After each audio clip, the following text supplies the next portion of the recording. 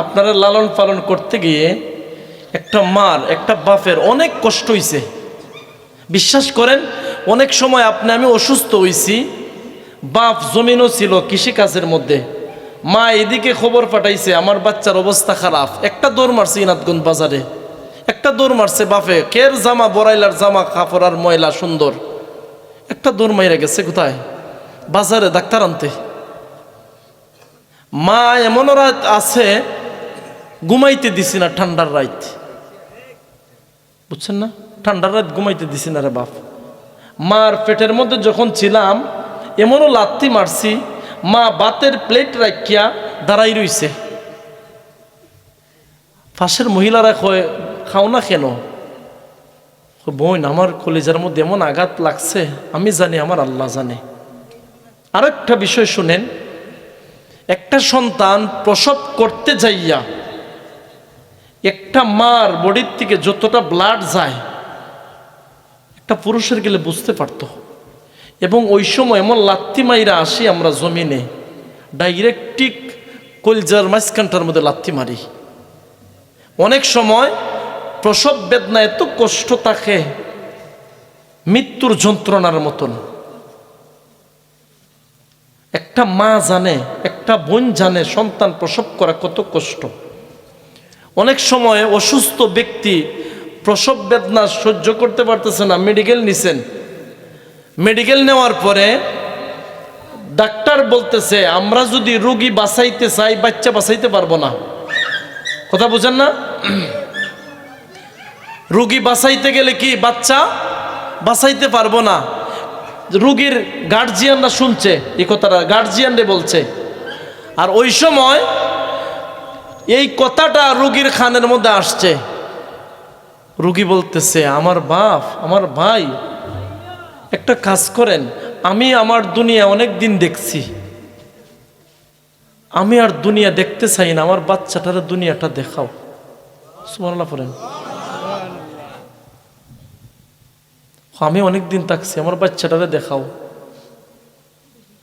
Doctor বলছে রোগী বাঁচাইতে গেলে বাচ্চা বাঁচানো যাবে না, আর বাচ্চা বাঁচাইলে মা বাঁচাইতে পারবো না।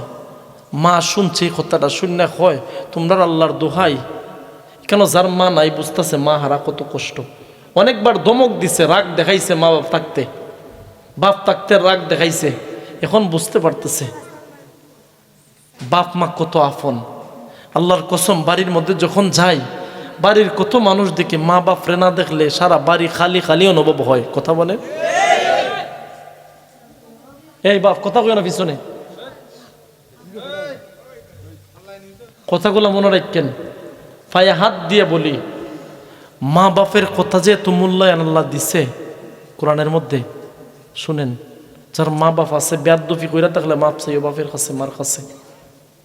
আল্লাহর কসম, যদি মা বাপ বদদুয়া দেয়, তুমি যদি মক্কার ইমাম হও, তারপরেও তোমার কোনো উপায় নাই, তোমার জাহান্নামের আগুন ছাড়া তোমার উপায় নাই। কথা বলেন ঠিক কিনা?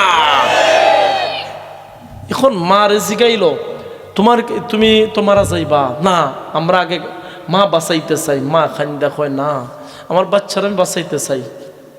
অনেক মা দুনিয়ার থেকে বিদায় নেয়, আর অনেক মা অজ্ঞান হয়ে কিছুক্ষণ অজ্ঞান হয়ে যায়।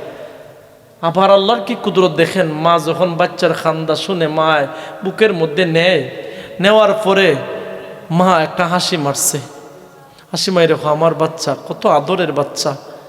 এই বাচ্চা আজকে বৃদ্ধ বয়সে মা বাপরে খানি দেয় না, এই বাচ্চা আজকে বাপরে দমক মারে, এই সন্তান আজকে বড় হইয়া মা বাপরে কষ্ট দেয়।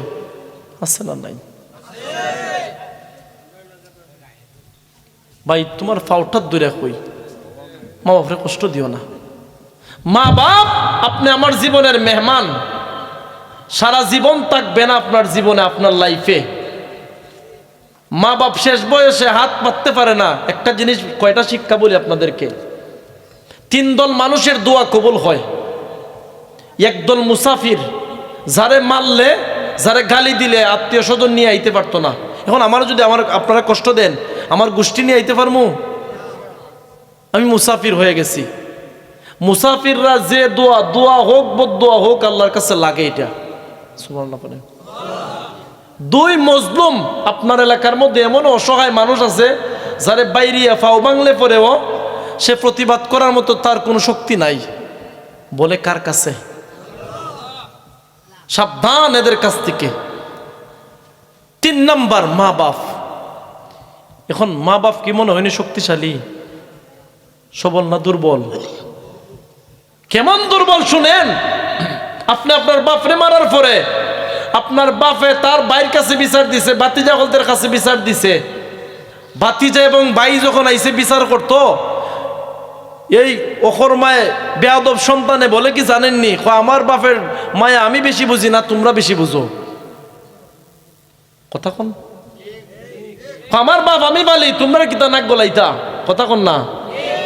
ওই সময় সাসায় বাইয়ে ভাই এবং ভাতিজায় কয় তোমার ফুলা লইয়া তুমি তাকো, আমরা নাই। কথা কন। তোমরা তোমরা রিতা আফত জানো, তোমরা আমরা নাই। বাপ অসহায়, মারে বারবার গালি দেয়, আঘাত করে। মা অসহায়।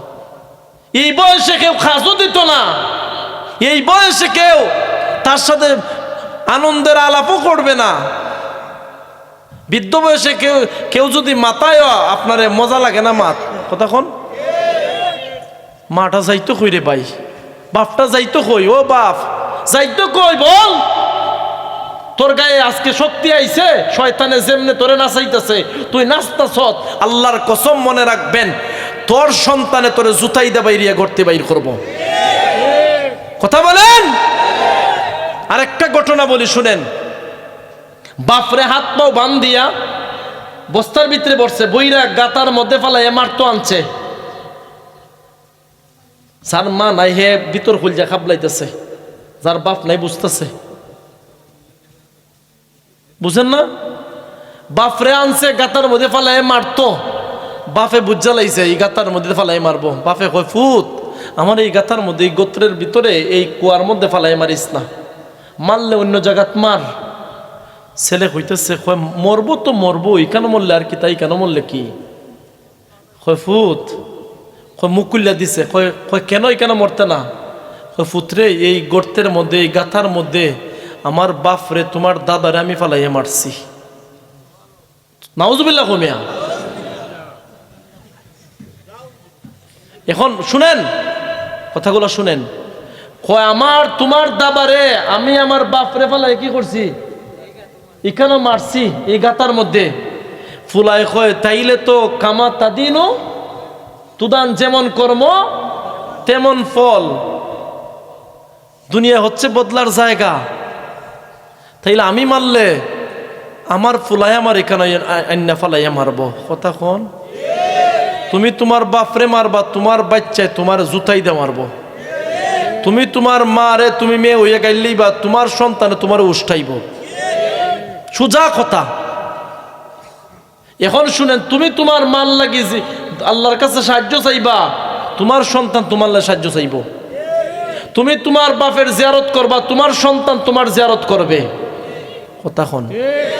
এখন শুনেন, মায় আপনার বাপে এবং মায় তোমার বাড়িটা বানাইয়া গেছে, সংসারটা সুন্দর করে গেছে, সংসার গুছাইতে না গুছাইতে মারা গেছে, দুনিয়াতে বিদায় নিছে। এই মা বাপ জীবিত থাকলে ওষুধের টাকা দেওয়া লাগতো এবং কাপড় দেওয়া লাগতো। কথা কোন। এখন মা বাপ মারা গেছে, তারা কিছু দিবেন না? আগামী বছর কোন ভাই আছেন এই মাহফিলটার মধ্যে মনটা নরম করেন, 2,000 টাকা দিবেন। একজন ভাই দেখতে চাই মুসাফির দোয়া করে যাইমু যে হুজুর আমার মা নাই কিবা বাপ নাই, কিবা আমার বাপ জীবিত আছে। ভাইয়ের নাম কি? 2জন ভাই। নাম কোন ভাই? জোরে কোন নামটা? বুলবুল ভাই। নারে তাকবীর, নারায়ে রিসালাত। বুলবুল ভাই আব্বাস না কে আছে? মাও নাই বাপও নাই। আর আমার পিছনের ভাই নাম কি ভাই? নাম কি কইছেন? ইখলাসুর রহমান ভাই না? নারায়ে তাকবীর। আল্লাহ, আমার ওই ভাইয়ের আব্বাও নাই আম্মাও নাই, আরেক ভাইয়ের মা নাই না বাপ আছেন, 2জনই নাই।